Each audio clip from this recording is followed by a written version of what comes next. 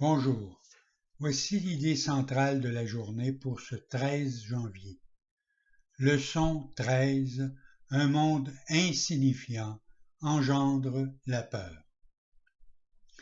L'idée d'aujourd'hui n'est qu'une autre forme de la précédente, sauf qu'elle est plus concrète quant à l'émotion suscitée. En fait, un monde insignifiant est impossible. Rien sans signification n'existe. Toutefois, il ne s'ensuit pas que tu ne penseras pas percevoir quelque chose qui n'a pas de signification. Au contraire, il est particulièrement probable que tu penseras le percevoir. Reconnaître l'insignifiance suscite une intense anxiété chez tous les séparés. Cela représente une situation dans laquelle Dieu et l'ego se défient l'un l'autre d'écrire leur propre signification dans l'espace vide que fournit l'insignifiance. L'ego s'y précipite frénétiquement pour établir là ses propres idées, de peur qu'autrement le vide ne soit utilisé pour démontrer sa propre impuissance et sa propre irréalité. Or, en cela seulement, il a raison.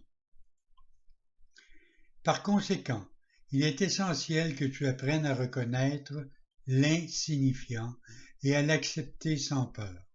Si tu as peur, il est certain que tu doteras le monde d'attributs qu'il ne possède pas et l'encombreras d'images qui n'existent pas. Pour l'ego, les illusions sont des mécanismes de sécurité, comme elles doivent l'être aussi pour toi qui t'assimiles à l'ego.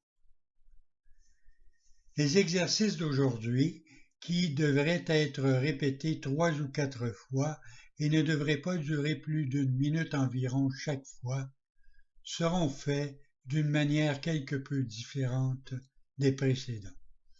Les yeux fermés, répète-toi l'idée d'aujourd'hui, puis ouvre les yeux et regarde lentement autour de toi en disant « Je regarde un monde insignifiant ». Répète-toi cet énoncé tout en regardant autour de toi, puis ferme les yeux et conclus par « Un monde insignifiant engendre la peur parce que je pense être en compétition avec Dieu ». Tu trouveras peut-être difficile d'éviter la résistance sous une forme ou sous une autre à cette conclusion. Quelle que soit la forme que prend cette résistance, souviens-toi qu'en réalité, tu as peur d'une telle pensée à cause de la vengeance de l'ennemi. À ce stade, il ne faut pas s'attendre à ce que tu crois cet énoncé et tu le rejetteras probablement comme une absurdité. Toutefois, note avec soin tout signe de peur manifeste ou caché qu'il peut susciter. Ceci est notre première tentative pour exposer une relation explicite de cause et effet d'un genre que tu es trop inexpérimenté pour reconnaître. Ne t'attarde pas sur cette conclusion, n'essaie même pas d'y penser, sauf pendant les périodes d'exercice.